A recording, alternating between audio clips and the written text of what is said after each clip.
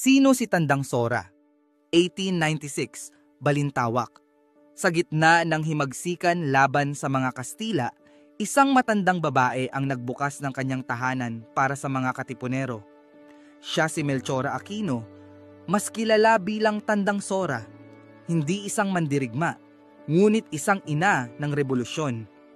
Habang ang mga Katipunero ay sugatan at gutom, walang pag-aalinlangan niya silang pinakain at ginamot. Ang laban para sa kalayaan ay hindi lang para sa mga may hawak ng itak. Ito ay laban nating lahat. Ngunit hindi nagtagal, nalaman ng mga Kastila ang kanyang ginagawa. Dinakip siya at pilit pinapagtapat kung nasaan ang mga Katipunero. Ngunit hindi siya natinag. Walang takot ang isang inang nagmamahal sa kanyang bayan. Dahil sa kanyang katapatan, ipinatapos